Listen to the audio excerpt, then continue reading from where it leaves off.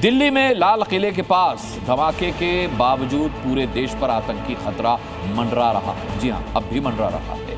आतंकियों के terror plan 32 का खुलासा हुआ है, जो सीधे ये सवाल खड़ा करता है कि क्या खतरा अभी टला नहीं है। देश के बड़े बड़े शहरों, भीड़ भाड़ वाले इलाकों, ऐतिहासिक स्थलों पर, धार्मिक जगहों पर जिस तरीके से खतरा था, जस का तस बना हुआ है। जांच में एजेंसियों को पता चला है कि आतंकी 32 कारों से हमला करने वाले थे, यानी कि 32 धमाके करने वाले थे। पूरे देश को दहलाने की साजिश की गई थी। 3 कारें तो पकड़ी जा चुकी हैं, लेकिन बाकी 29 कारों का अब तक पता नहीं है। क्या उन्हें अभी भी प्लान किया जाना बाकी है, या वो 29 कारें चुनी जा चुकी हैं? ये गुत्थी अभी सुलझी नहीं है। इसके उलझे रहने तक देश पर आतंकी हमले का खतरा नकारा नहीं जा सकता।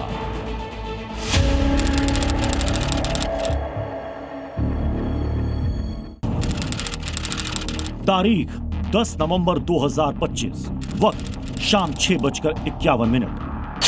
महज 3 सेकंड, 6:50 और 58 सेकंड पर धमाका होता है और 6:51 पर सब कुछ तबाह हो जाता है। I-20 कार के आसपास मौजूद गाड़ियां टुकड़े टुकड़े हो जाती हैं, इंसानों के चीथड़े उड़ जाते हैं। लेकिन देश पर बड़ा खतरा अभी टला नहीं है। दिल्ली की तरह पूरे देश में आतंक फैलाने का प्लान था। आतंकियों के निशाने पर पूरा देश था। क्या देश के कई राज्यों में हमले की प्लानिंग थी और इसके लिए 32 कारों का इस्तेमाल होना था? ऑपरेशन सिंदूर का बदला लेने के लिए जैश के आतंकियों ने बहुत बड़ी साजिश रची थी। मसूद अजहर के परिवार वालों की मौत के लिए आतंकियों ने भारत के हर एक नागरिक की जान को खतरे में डालने की साजिश रची थी। इसके लिए कुल 32 कारों का इस्तेमाल होने वाला था। 32 कार, 3200 किलो विस्फोटक, यानी हर कार में 100 किलो विस्फोटक से हमले का प्लान था। I-20 से दिल्ली में धमाका कर दिया, जिसमें यह बहुत संभावना है कि 3200 किलो में वो 100 किलो विस्फोटक हो सकता है, जिससे हमले का प्लान था। इस संदेह को डॉक्टर उमर नबी की दिल्ली में एंट्री करने वाली सीसीटीवी फुटेज और पुख्ता करती है। इस फुटेज को गौर से देखिए। ये तस्वीरें बदरपुर बॉर्डर की हैं। वक्त हो रहा था सुबह के 8:02। फरीदाबाद से आतंकी उमर नबी HR-26 CE 7674 I-20 कार से दिल्ली में एंट्री लेता है। बदरपुर बॉर्डर पर टोल नाके पर रुकता है, टोल देने के लिए पैसे निकालता है और टोल कर्मी को देता है। लेकिन गौर करने वाली बात है, वो बैग जो गाड़ी की पिछले सीट पर रखा साफ दिख रहा है। पूरी आशंका है कि इसी बैग में विस्फोटक रखा था, जिससे लाल किले के पास का पूरा हिस्सा दहल उठा। 12 जिंदगियों ने दम तोड़ दिया। टोल पर डॉक्टर उमर जितनी देर रुका, उसके चेहरे पर एक अजीब सी उलझन और डर भी साफ दिखाई दे रहा है। इस दौरान चेहरे को मास्क से ढके आतंकी डॉक्टर उमर कई बार टोल प्लाजा पर लगे सीसीटीवी कैमरों की तरफ देखता है। ये देखिए, 1, 2 और 3 बार उमर की निगाहें सीसीटीवी की तरफ गई हैं। टोल पर पैसे देकर जब वो आगे बढ़ता है, तब भी वो सीसीटीवी कैमरे की तरफ देखता है। जाहिर है, उमर को पता था कि एजेंसियां उसकी तलाश में जुटी हैं।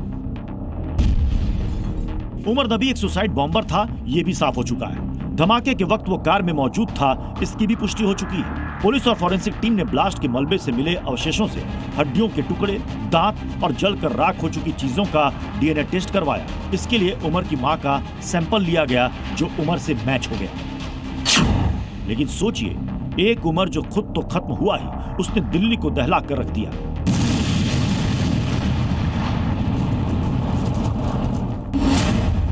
तो क्या होता अगर उमर जैसे 32 आतंकी पूरे देश में फैल जाते? लेकिन खतरा अभी भी टला नहीं है। देश पर आतंकी साया अभी भी मंडरा रहा है, क्योंकि 32 कारों में से 3 कारों का खुलासा तो हो गया है, जिनमें एक है I-20 कार, जिसके दिल्ली में धमाके के साथ परखच्चे उड़ गए। दूसरी है DL10CK 0458 नंबर की लाल इको स्पोर्ट, जिसे फरीदाबाद से बरामद किया गया है। और तीसरी ब्रेजा कार, जो एजेंसियों को आतंक का अड्डा मानी जा रही अल फलाह यूनिवर्सिटी से मिली है। यानी अभी भी 29 कारें मिसिंग हैं। ये 29 कारें हैं कहाँ? देश के किस कोने में है ये कारें? किस नंबर की कारें हैं? किस कंपनी की हैं? कौन से रंग की हैं? ये कोई नहीं जानता। ये कारें नहीं, आतंकी खतरा है जो हर हिंदुस्तानी के सिर पर मंडरा रहा है। कितने शातिर तरीके से पूरी आतंकी प्लानिंग रची गई थी वो इससे समझिए। उमर ने जिस कार से ब्लास्ट किया वो 11 सालों में 5 बार बिक चुकी थी। जो लाली को स्पोर्ट पकड़ी गई वो उमर के नाम पर रजिस्टर्ड थी और जो ब्रेजा पकड़ी गई उसकी आरसी पर जैश हैंडलर डॉक्टर शाहिद सईद का नाम।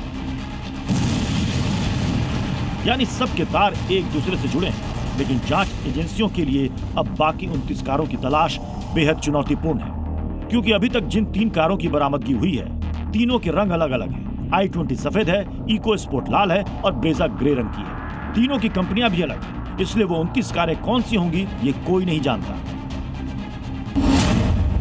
सवाल यह कि क्या देश के 29 राज्यों में 29 कारों से हमले का खतरा बना हुआ है? जो खुलासा हुआ है वो बताता है कि बहुत बड़े पैमाने पर तबाही की प्लानिंग थी। आतंकियों ने 32 गाड़ियां तैयार की थी, 32 गाड़ियों से हमले का प्लान बनाया था। देश के 4 शहरों में हमले का प्लान तैयार किया था। 8 आतंकियों को हमले के लिए तैयार किया गया था। 2-2 के ग्रुप में आतंकियों को रवाना करना था। हर ग्रुप को अपने साथ IED लेकर जाना था। इसके लिए भारी मात्रा में विस्फोटक खरीदे गए थे। देश के प्रमुख स्थानों पर हमले की प्लानिंग थी। बीते 3 दिनों में दिल्ली बम ब्लास्ट मामले में अब तक 18 गिरफ्तारियां हो चुकी हैं, लेकिन 32 कारों से हमले की साजिश ने जांच एजेंसियों के लिए बड़ी चुनौती खड़ी कर दी है। 32 कारों के लिए 32 फिदाइन तैयार करने थे। वो तैयार हो चुके थे या उन्हें फिदाइन बनाने का काम जारी था, ये पता लगाना अभी बाकी है। 32 कारें, 32 आतंकी जब तक नहीं पकड़े जाते तब तक खतरा टला नहीं है। अमित भारद्वाज, जी मीडिया, फरीदाबाद।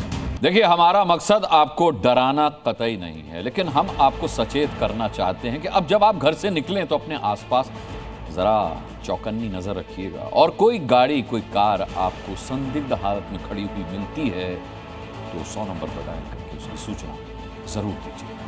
आगे बढ़। आतंकी क्लिनिक की madam surgeon doctor Shaheen Saeed की टीम डी का एक राज धीरे धीरे एक्सपोज हो रहा है।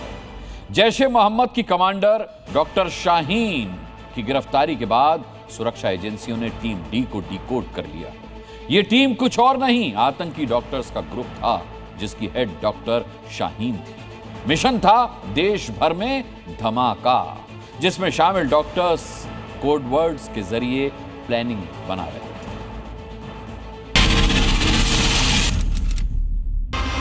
कार धमाके से दिल्ली दहलाने वाले ये कोई और नहीं बल्कि आतंकी डॉक्टरों की स्पेशलिस्ट टीम डी है।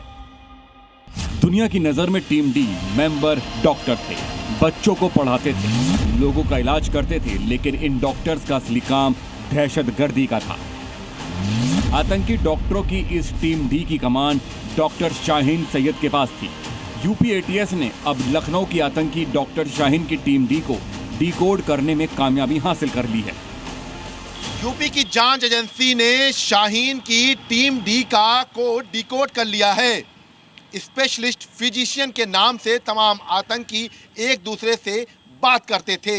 इसके साथ साथ शाहीन के चैट बॉक्स में तमाम चीज़ों को लेकर जैश-ए मोहम्मद के कोड्स को फिलहाल जांच एजेंसियां डिकोड करने में और भी तेजी से जुटी हुई हैं।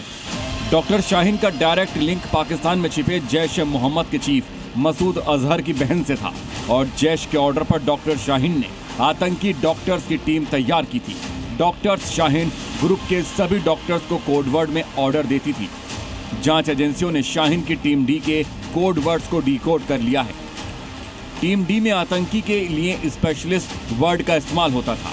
चैट बॉक्स में आपस में बात करने के लिए heart specialist, eye specialist, physician जैसे शब्दों का प्रयोग होता था। टीम के आतंकी डॉक्टरों को दिए गए काम का जिक्र भी कोड वर्ड में किया जाता था। पैसों के इंतजाम करने का कोड वर्ड ऑपरेशन की तैयारी था। छोटे हथियार के लिए मेडिसिन स्टॉक का कोड वर्ड यूज किया जाता था। रेकी की जगह को डॉक्टर शाहीन की टीम डी ने ऑपरेशन थिएटर का कोड वर्ड दिया था। मैडम सर्जन डॉक्टर शाहीन की टीम डी डिकोड होने के बाद अब इस आतंकी डॉक्टर गैंग के गुर्गों के राज भी एक एक कर पर्दाफाश हो रहे हैं। डॉक्टर उमर और डॉक्टर मुज्जमिल की डायरी और एक नोटबुक सुरक्षा एजेंसियों के हाथ लग चुकी है, जिससे दिल्ली में ब्लास्ट से जुड़े कई सवालों के जवाब मिलने की संभावना है। डॉक्टर उमर अल फलाह यूनिवर्सिटी कैंपस में रूम नंबर 4 में रहता था, जबकि डॉक्टर मुज़्ज़मिल के कमरे का नंबर 13 था। सूत्रों के मुताबिक उमर और मुज़्ज़मिल की डायरी और नोटबुक में कोड वर्ड्स, नाम, नंबर और तारीखें लिखी हुई थी।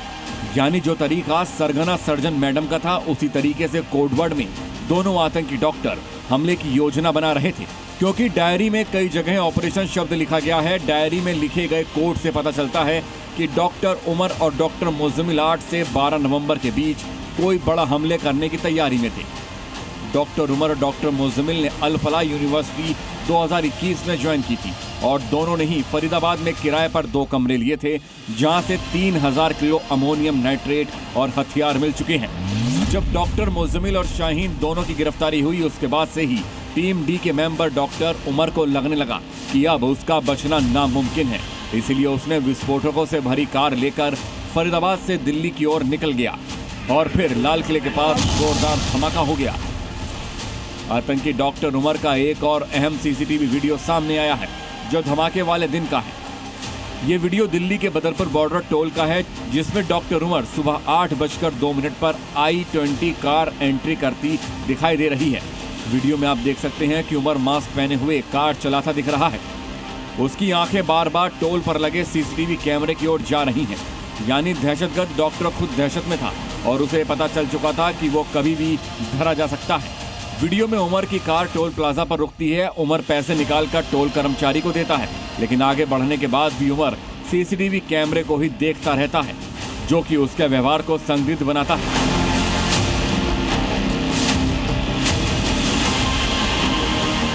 डॉक्टर उमर कार धमाके में मारा जा चुका है, ये डीएनए जांच में साफ हो गया है। लेकिन जिस आतंकी डॉक्टर ग्रुप का वो मेंबर था, उसके सारे राज खोलने बाकी हैं। मैडम सर्जन की टीम डी ने और कितने आतंकी डॉक्टर हैं, उनका टारगेट कहां था, किस दिन धमाके करने थे, इन सब का पता लगाया जा रहा है। ब्यूरो रिपोर्ट, जी मीडिया। मैडम सर्जन जैश के आतंकियों के बीच वो इसी नाम से जानी जाती थी। उसे जैश ने इंडिया हेड बनाकर ऑपरेशन हमदर्द चलाने की जिम्मेदारी सौंपी थी। मुस्लिम युवतियों के रेडिकलाइजेशन का काम मैडम सर्जन करने में जी जान से जुटी हुई थी। यूएई से लेकर के पाकिस्तान तक भारत में आतंकी सेंटर खोलने के लिए मैडम सर्जन पैसा भी जुटा रही थी। लेकिन इस बीच उसके प्लान पर पानी फिर गया। खुफिया एजेंसियों ने आतंकी मैडम सर्जन को बेनकाब कर दिया।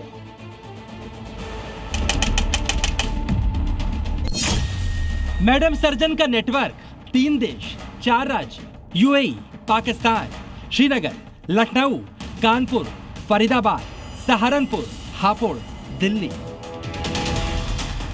आतंक इस नेटवर्क को देश की सबसे बड़ी आतंकी शाहीन सईद ऑपरेट कर रही थी। डॉक्टर शाहीन को जैश ए मोहम्मद संगठन में मैडम सर्जन का कोड नेम दिया गया था।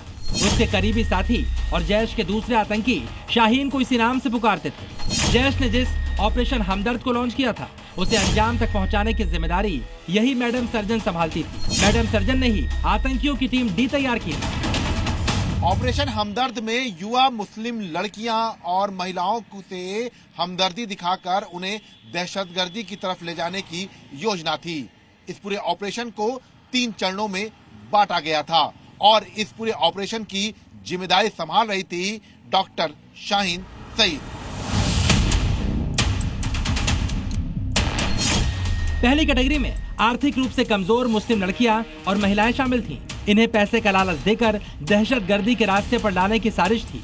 दूसरी कैटेगरी, जो लड़कियां और महिलाएं आमतौर पर बुर्का नहीं पहनती और जिनकी ख्वाहिशें बहुत बड़ी होती, इन्हें विदेश ले जाने, बड़े बड़े ख्वाब दिखाने और ऐशो आराम की जिंदगी का वादा करने का प्लान था। तीसरी कैटेगरी, विचारों से कट्टरपंथी लड़कियां और महिलाएं जो आसानी से जिहाद के रास्ते पर आ जाती हैं, उन्हें आतंकी बनाना था। इस काम के लिए शाहीन को पैसे कहां से मिलते थे? खुफिया एजेंसियों के हाथ इसके सुराग भी लगे हैं। शाहीन के अकाउंट में विदेशी फंडिंग के लिंक मिले हैं। विदेशी फंड से शाहीन गरीब मुस्लिम बच्चियों और महिलाओं के लिए मदरसे बनाने का काम करती थी। इसके अलावा जांच एजेंसियों को शक है कि शाहीन इसका इस्तेमाल विस्फोटक खरीदने और रेकी में करती थी। शाहीन सीधे मसूद अजहर की बहन सैयदा अजहर के संपर्क में थी। मसूद का भाई शाहीन को ट्रेनिंग दे रहा था। डॉक्टर शाहीन 2 महीने पहले लखनऊ आई थी। इस दौरान वो कहां गई थी, कहां ठहरी थी और किन लोगों से मुलाकात की थी, ये जांच एजेंसियां पता लगाने में जुट गई हैं। परवेज और शाहीन के तमाम पड़ोसियों से भी नए सिरे से पूछताछ हो रही है।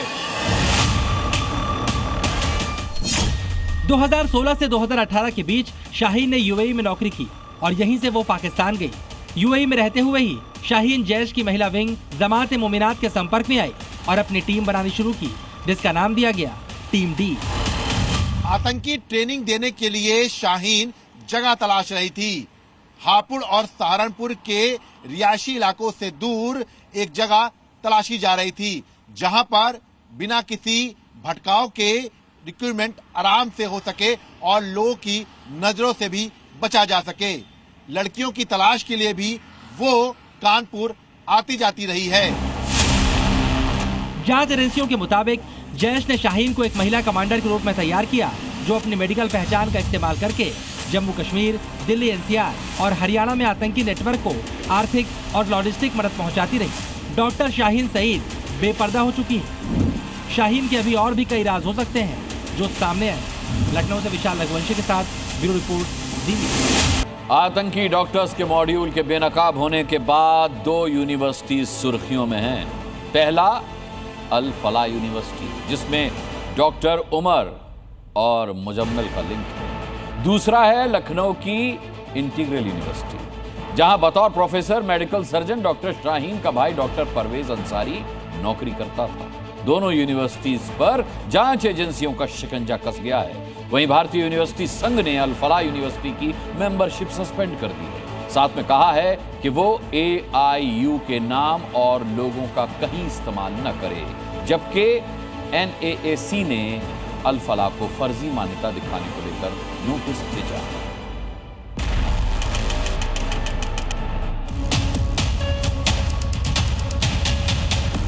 नाम अल फलाह यूनिवर्सिटी, जगह भौज फरीदाबाद। पढ़ाई इंजीनियरिंग से लेकर मेडिकल तक। 650 बेड वाला अस्पताल भी मौजूद। लेकिन यहां पढ़ाने वाले कुछ प्रोफेसर और डॉक्टर्स की गिरफ्तारी के बाद इस यूनिवर्सिटी पर ऐसा बदनुमा दाग लगा है जिसका हटना आसान नहीं है। अब एक यूनिवर्सिटी के बारे में सुन लीजिए। नाम इंटीग्रल यूनिवर्सिटी, जगह लखनऊ। पढ़ाई इंजीनियरिंग से लेकर मेडिकल तक। अल फलाह यूनिवर्सिटी हो या फिर integral university, Delhi car blast के बाद ये दोनों यूनिवर्सिटी जांच एजेंसीज के रडार पर आ गई हैं। सवाल उठ रहा है कि क्या यहाँ आतंक की नर्सरी चल रही थी? फरीदाबाद की अल फलाह यूनिवर्सिटी से आतंक के तार सीधे सीधे जुड़ रहे हैं। दिल्ली धमाके में doctor Shaheen Shahid, doctor Muzammil Shakeel, doctor Adil Ahmed, doctor Umar और अब डॉक्टर निसार उल हसन का नाम सामने आया है। सबके कनेक्शन फरीदाबाद की अल फलाह यूनिवर्सिटी से जुड़ता जा रहा है। इसलिए सवाल उठ रहा है कि इन डॉक्टर्स ने अल फलाह को आतंक का अड्डा बना दिया था, क्योंकि अब तक जो खुलासा हुआ है उसके मुताबिक आतंकी साजिश की पूरी स्क्रिप्ट यहीं लिखी गई थी। अल फलाह यूनिवर्सिटी का बिल्डिंग नंबर 17 आतंकियों का मीटिंग पॉइंट था और कमरा नंबर 13 में बैठकर दिल्ली में धमाके का प्लान तैयार किया गया। पकड़े गए आतंकियों से पूछताछ में खुलासा हुआ कि बिल्डिंग की तीसरी मंजिल में मुजम्मिल का कमरा था। पास वाला कमरा डॉक्टर उमर का था। मुजम्मिल उमर अच्छे दोस्त थे। दोनों 3 महीने से आतंकी संगठन के संपर्क में थे। यहीं से अक्सर अपने हैंडलर से बात करते थे। अल फलाह यूनिवर्सिटी को अल फलाह चैरिटेबल ट्रस्ट चलाता है, जिसकी स्थापना जवाद अहमद सिद्दीकी ने की है और वो खुद यूनिवर्सिटी के चांसलर भी हैं। आतंकी हमले से कनेक्शन सामने आने के बाद यूनिवर्सिटी सफाई दे रही है कि आतंकी डॉक्टर्स का संस्थान से निजी रिश्ता नहीं था। यूनिवर्सिटी इस बात से भी इनकार कर रही है कि कैंपस के भीतर खतरनाक विस्फोटक का इस्तेमाल होता है। यूनिवर्सिटी लाख दावे कर ले, लेकिन जांच एजेंसीज का उस पर शिकंजा कस चुका है। अब यूनिवर्सिटी का फॉरेंसिक ऑडिट किया जाएगा, वित्तीय लेन देन की भी जांच होगी। ED, DRI और EOW जैसी एजेंसियां अल फलाह के हर उस कागज को खंगालेंगी ताकि आतंकी डॉक्टर्स की पूरी असलियत बेनकाब हो सके। अल फलाह की तरह लखनऊ की इंटीग्रल यूनिवर्सिटी भी खुफिया एजेंसीज के रडार पर है, क्योंकि इस यूनिवर्सिटी में मैडम सर्जन यानी आतंकी डॉक्टर गैंग की सरगना शाहीन का भाई डॉक्टर परवेज अंसारी पढ़ाता था। दिल्ली में हुए धमाके से 7 दिन पहले डॉक्टर परवेज अंसारी ने इस्तीफा दे दिया था, लेकिन जांच एजेंसीज को लगता है कि इस इस्तीफे के पीछे साजिश है और परवेज न सिर्फ अपनी बहन डॉक्टर शाहीन के संपर्क में था, बल्कि उसी के इशारे पर अचानक गायब भी हो गया। यही नहीं, इस बात का भी अंदेशा है कि परवेज अंसारी को आतंकी डॉक्टर्स की पूरी साजिश की जानकारी पहले से ही थी। इसलिए यूपी एटीएस अब डॉक्टर परवेज अंसारी के साथ साथ इंटीग्रल यूनिवर्सिटी की जांच में जुट गई है। ये पता लगाया जा रहा है कि परवेज के संपर्क में और कौन कौन से डॉक्टर हैं। इंटीग्रल यूनिवर्सिटी का नाम पहले भी इस तरह की गतिविधियों से जुड़ चुका है।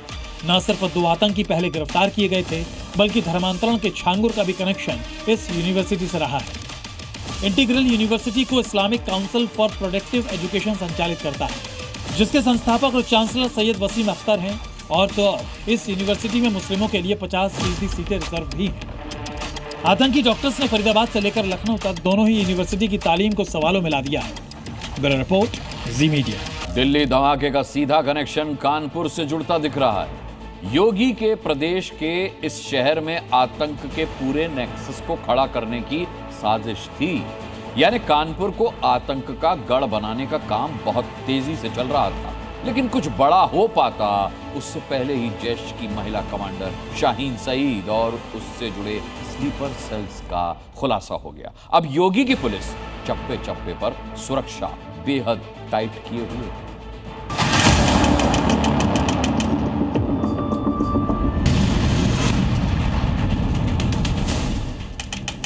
दिल्ली से करीब 500 किलोमीटर दूर उत्तर प्रदेश का कानपुर, वो क्रांतिकारी जमीन जहां से अंग्रेजों के खिलाफ आजादी की लड़ाई लड़ी गई। 1857 के विद्रोह का नाना साहब ने इसी धरा से नेतृत्व किया था। आज वही कानपुर कट्टरपंथियों का एपिसेंटर बन गया है। पहले आई लव मोहम्मद की चिंगारी और अब कानपुर का दिल्ली ब्लास्ट से कनेक्शन इस सवाल को जन्म दे रहा है। आई लव मोहम्मद की शुरुआत भी कट्टरपंथी गैंग ने कानपुर से ही की थी और दिल्ली आतंकी हमले में अब तक जो खुलासे हो रहे हैं उसकी कड़ियां भी एक एक कर कानपुर से जुड़ती जा रही है। पहला कनेक्शन जैश के आतंकी डॉक्टर शाहीन सईद से जुड़ा है, जो कानपुर के स्लीपर सेल बनाने के एजेंडे पर काम कर रही थी। और अब दूसरा कनेक्शन डॉक्टर आरिफ का जुड़ रहा है, जो कार्डियोलॉजी संस्थान में हृदय रोग का डॉक्टर था, जिसे यूपी एटीएस ने हिरासत में ले लिया है। जांच एजेंसीज को शक है कि डॉक्टर आरिफ का सीधा संबंध डॉक्टर शाहीन से हो सकता है, जो पहले से ही इस मामले में पुलिस की गिरफ्त में है। सूत्रों के मुताबिक शाहीन के मोबाइल फोन से ही डॉक्टर आरिफ का नाम सामने आया, जिसके बाद एटीएस की टीम ने देर रात डॉक्टर आरिफ को पकड़ा। डॉक्टर मोहम्मद आरिफ जम्मू कश्मीर के अनंतनाग जिले का रहने वाला है। आरिफ ने अभी 4 महीने पहले ही कानपुर के कार्डियोलॉजी संस्थान में एडमिशन लिया था और वो यहाँ डॉक्टर ऑफ मेडिसिन की पढ़ाई कर रहा था। लेकिन ये कोई नहीं जानता था कि लैब कोट पहने डॉक्टर आरिफ मीर के मासूम चेहरे के पीछे कोई आतंकी साजिश छिपी है। आरिफ के मकान मालिक कन्हैया लाल ने बताया कि एक डीलर के जरिए वो किराए पर मकान लेने उनके पास आया था, लेकिन वो सबसे अलग अलग रहना ही पसंद करता था। कोई उनसे मिलने आता ही नहीं था और वो ना उनकी कोई बाइक थी ना कार थी, बिल्कुल ड्राई नेचर, सूखा एकदम। किसी से हम यहाँ बैठे भी रहते थे तो कभी नमस्कार नहीं करता था। आप लोगों से कोई पूछताछ की क्या? कुछ नहीं, कमरा बंद करके चले गए? ताला बंद। बीते 1 महीने से आरिफ इसी घर में, इसी फ्लैट में रह रहा था, लेकिन सोचिए किसी को उस बात की भनक तक नहीं लगी कि आरिफ के दिमाग में कितनी बड़ी साजिश चल रही थी। मेरी मौजूदगी उसी जगह पे मकान में है जहां वो किराए पे कमरा लेकर रहते थे। यही मकान है, ये फ्लैट है और देखिए ताला बंद है। यानी जो जांच एजेंसी आई थी यहाँ से ज़रूरी दस्तावेज ले जाने के बाद में खुद ताला लगा के लेके चली गई है। आरिफ के साथ में डॉक्टर अभिषेक भी रहते थे, वो भी कार्डियोलॉजी में है। फिलहाल बताया जा रहा है कि वो इस समय कार्डियोलॉजी में है, किसी से बात नहीं कर रहे हैं। बताते हैं कि कार्डियोलॉजी में ऐसे कई और डॉक्टर हैं जो जम्मू कश्मीर के रहने वाले हैं, उनकी भी एटीएस जांच करें। फिलहाल डॉक्टर आरिफ की बात करें तो डॉक्टर शाहीन से कुछ कनेक्शंस निकल के सामने आए हैं, जिसकी जाँच लगातार चल रही है। डॉक्टर आरिफ के रूम पार्टनर डॉक्टर अभिषेक ने भी उसे लेकर बड़ा खुलासा किया। डॉक्टर अभिषेक ने बताया कि विस्फोट के बाद भी आरिफ के व्यवहार या बॉडी लैंग्वेज में कोई बदलाव नहीं दिखा। मूवमेंट आपको लगा? नहीं, मेरे को कुछ नहीं लगा। क्या वो काफी समय पर मोबाइल या लैपटॉप वगैरह इस सब में देते थे या किस चीज में उनका समय जाता था? कमरा अलग था सर, मेरे को नहीं पता क्या था, मोबाइल लैपटॉप वही जाने। कट्टरपंथ के लिए बदनाम हरियाणा का मेवात इलाका अब धीरे धीरे टेरर का एपिसेंटर बनता जा रहा है। दिल्ली धमाके में आतंकी डॉक्टर उमर ने जिस कार का इस्तेमाल किया था उसमें जो विस्फोटक भरा था, इसकी सप्लाई मेवात से ही हुई थी। जिस मौलवी इस्ताक को गिरफ्तार किया गया है उसने ही आतंकी डॉक्टर मुजम्मिल को पनाह दी थी और पिछले 2 साल से विस्फोटक जुटा रहा था।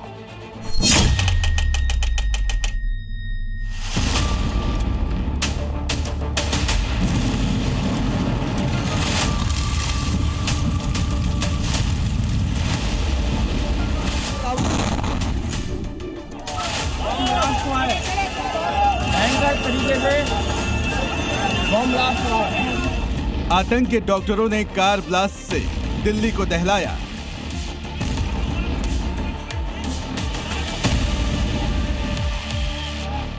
कश्मीर और लखनऊ से गिरफ्तार डॉक्टरों का लिंक सामने आया।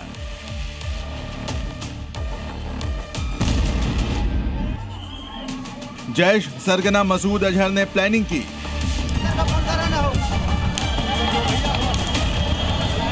लेकिन जिस विस्फोटक से पूरे देश को दहलाने की तैयारी थी, उसका कनेक्शन मेवात से निकला। मतलब साफ है, सरहद पार से भले ही पाकिस्तान के पाले हुए आतंकी धमाके की प्लानिंग कर रहे हैं, लेकिन उनकी प्लानिंग के लिए विस्फोटक की सप्लाई का काम कट्टरपंथ के गढ़ मेवात से किया जा रहा है।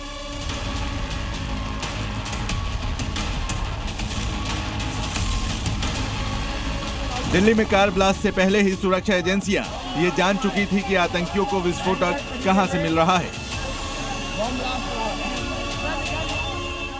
फरीदाबाद के अल फलाह यूनिवर्सिटी में पढ़ाने वाले आतंकी डॉक्टर मुजम्मिल को धमाके से पहले ही गिरफ्तार किया गया था, जब उसके ठिकाने से 2600 किलो विस्फोटक मिला तो मेवात लिंक बेपर्दा हो गया। फरीदाबाद के धौज गांव के जिस घर में विस्फोटकों का जखीरा मिला, वो घर मौलवी इश्तियाक का था।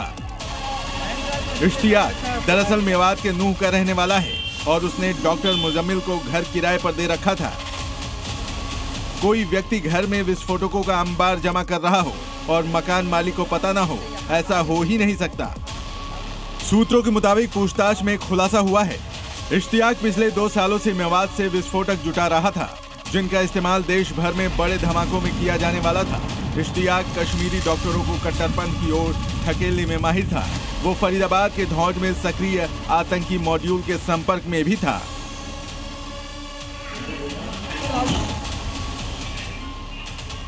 यानी मेवात के टेरर सेंटर से आतंकी डॉक्टरों को धमाके के लिए विस्फोटक की सप्लाई की थी।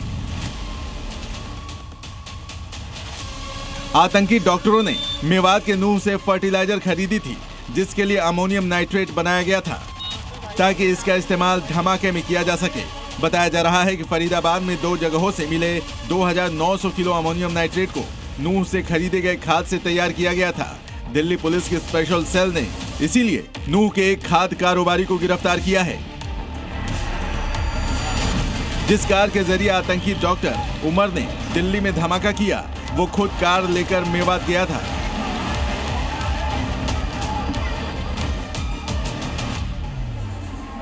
नूह के फिरोजपुर झिरका के लोकल टोल से आतंकी उमर की कार गुजरने का वीडियो भी सामने आ चुका है।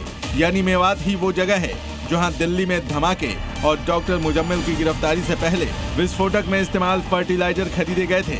दिल्ली ब्लास्ट केस की फाइल घंटे दर घंटे मोटी होती जा रही है। धमाके का अब इंटरनेशनल कनेक्शन भी सामने आ चुका है। तुर्की से लेकर पाकिस्तान, बांग्लादेश और नेपाल तक से जुड़ रहे हैं इसके तार। यहां तक कि तुर्की की राजधानी अंकारा से आतंकियों के हैंडलर के ऑर्डर आने की बात भी सामने आ चुकी है। क्या हिंदुस्तान को आतंकी धमाके से दहलाने का प्लान पाकिस्तान, बांग्लादेश, नेपाल और तुर्की में रचा गया? सवाल इसलिए क्योंकि जांच में अब तक जो खुलासे हुए हैं वो इन चारों देशों से कनेक्शन स्थापित करने वाले दिख रहे हैं। क्यों और कैसे, इसका जवाब आपको हैरान कर देगा। तुर्की कनेक्शन। दिल्ली ब्लास्ट की अब तक की डिटेल एक नए दुश्मन की ओर इशारा कर रही है। इसमें जैश ए मोहम्मद का एक मॉड्यूल शामिल था, जिसका संचालन तुर्की से जुड़ा था। आशंका है कि तुर्की में ही इसका ब्रेन वॉश किया गया था। जांच एजेंसियों के सामने आया है कि गिरफ्तार आतंकी और उमर जिस हैंडलर्स के संपर्क में थे, उस हैंडलर का नाम उकासा था। एजेंसीज को शक है कि उकासा कोड नेम भी हो सकता है। गिरफ्तार आतंकी और डॉक्टर उमर मोहम्मद एक ऐप के जरिए हैंडलर्स के संपर्क में थे। लेकिन जब जांच एजेंसीज ने हैंडलर के बारे में पता लगाने की कोशिश की, तो हैंडलर का लोकेशन तुर्की की राजधानी अंकारा की बताई जा रही है। सूत्रों के मुताबिक मार्च 2022 में कुछ लोग भारत से अंकारा गए थे। शक है कि उसी दौरान इनका ब्रेन वॉश किया गया। धमाके में मारे गए डॉक्टर उमर नबी और गिरफ्तार आतंकी डॉक्टर मुजम्मिल शकील भी तुर्की का दौरा कर चुके थे। आशंका है कि आतंकी वहां जैश के आकाओं से निर्देश लेने पहुंचे थे। हालांकि तुर्की ने इन आरोपों को खारिज किया कि वो आतंकियों को किसी तरह की मदद देता है। जो उमर शाहिद है उसका तुर्की के साथ कनेक्शन आना, तुर्की में वहां पर बैठे आकाओं से बातचीत करना, वहां के लोगों से संपर्क होना, इसलिए इस कनेक्शन को भी अब खंगाला जा रहा है। जांच एजेंसियां हर बारीक चीज पर नजर रख रही है। पाकिस्तान कनेक्शन। खुफिया रिपोर्ट्स ने दिल्ली विस्फोट का कनेक्शन जैश ए मोहम्मद आतंकी संगठन से जोड़ा है। राष्ट्रीय जांच एजेंसी यानी एनआईए ने गैर कानूनी गतिविधि अधिनियम के तहत इस मामले को अपने हाथ में ले लिया है। इस खुफिया रिपोर्ट में यह भी संदेह है कि अजहर मसूद की लेडी कमांडर नंबर 2 अफीरा बीबी ने, जो भारत में आतंकी डॉक्टर शाहिदा से संपर्क में थी। अफीरा जैश ए मोहम्मद के टॉप कमांडर उमर फारूक की विधवा है, जिसके बारे में एनआईए की पुलवामा विस्फोट की जांच से पता चला था कि वो 2019 के पुलवामा आत्मघाती हमले के पीछे मुख्य दिमागों में से एक थी और अब जैश के कोर कमांडर में लेडी ब्रिगेड में शामिल है। अफीफा बीबी के अब लेटेस्ट इसी महीने में जो इंटेलिजेंस रिपोर्ट मिली है कि वो रिलोकेट हुई है, भावलपुर में है और अब उसने जो वुमेन ब्रिगेड है जैश ए मोहम्मद का, जिसका खुलासा मसूद अजहर ने भी किया था, उसको ज्वाइन किया है और उसकी ज्वाइनिंग इसी महीने अक्टूबर में, जो पिछले महीने अक्टूबर में ही सामने आई है। बांग्लादेश कनेक्शन। पाकिस्तान और तुर्की कनेक्शन तो आपने देखा, लेकिन ब्लास्ट का बांग्लादेश कनेक्शन बेहद ही खतरनाक है। सुरक्षा एजेंसीज के मुताबिक पकड़े गए विस्फोटक के अलावा अभी 300 किलो और अमोनिया नाइट्रेट बरामद करना है। जिस आतंकी के कब्जे में विस्फोटक है उस तक पहुंचना है, यानी खतरा अभी टला नहीं है। जांच एजेंसीज के मुताबिक 300 किलो विस्फोटक अभी भी कहीं छिपाया गया है, जिसकी तलाश जारी है। नेपाल कनेक्शन। गिरफ्तार आतंकियों तक ये विस्फोटक बांग्लादेश के रास्ते नेपाल और फिर भारत आए।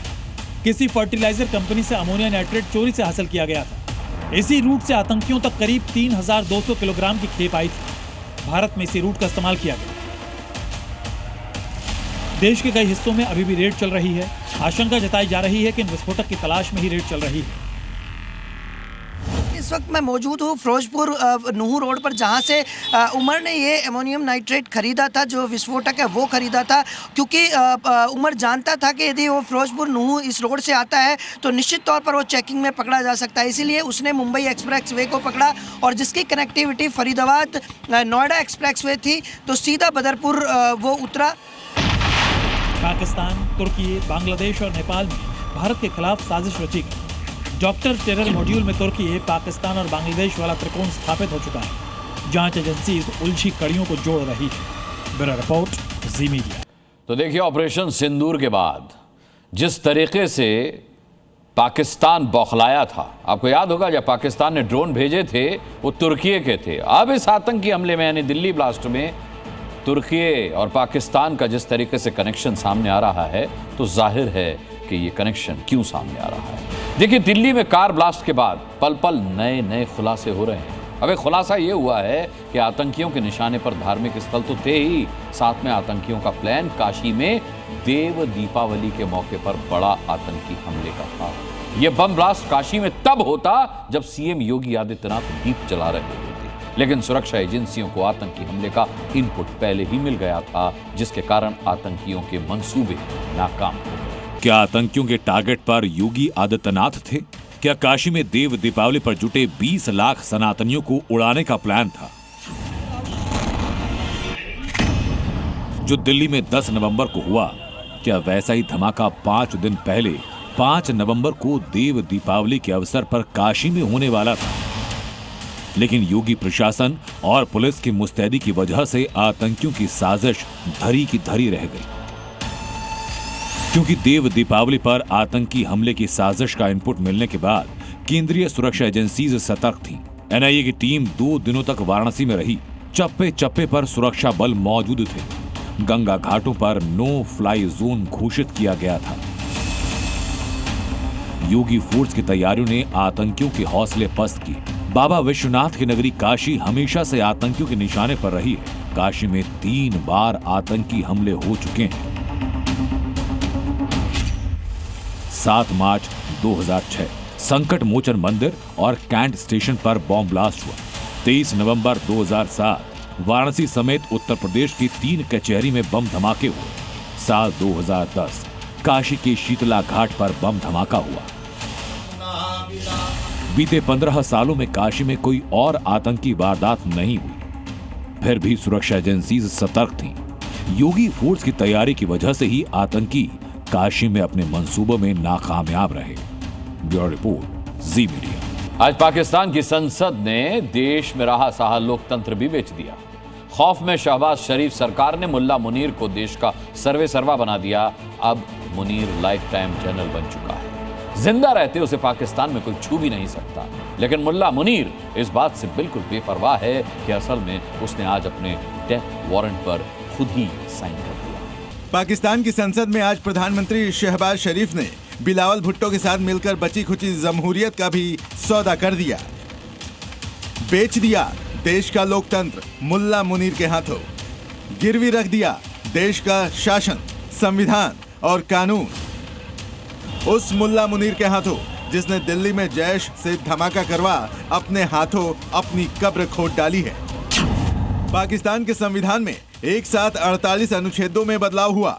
आसिम मुनीर को तीनों सेनाओं का कमांड, जिंदा रहते मुनीर को नहीं किया जा सकता गिरफ्तार। अब मुनीर बन गया है बिना तख्ता पलट पाकिस्तान का बादशाह। मुनीर को तीनों सेनाओं का चीफ ऑफ डिफेंस फोर्सेज यानी CDF बनाया जा रहा है।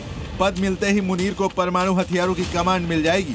अपना कार्यकाल पूरा होने के बाद भी वो अपने पद पर बने रहेगा। उसे आजीवन कानूनी छूट मिलती रहेगी। मतलब 27वें संविधान संशोधन के बाद आसिम मुनीर को जनरल फॉर लाइफ बना दिया गया है। पाकिस्तान में इस वक्त खौफ की लहर चल रही है कि दिल्ली धमाके के बाद हिंदुस्तान ऑपरेशन सिंदूर 2.0 लॉन्च कर देता है तो मुल्ला मुनीर का क्या होगा?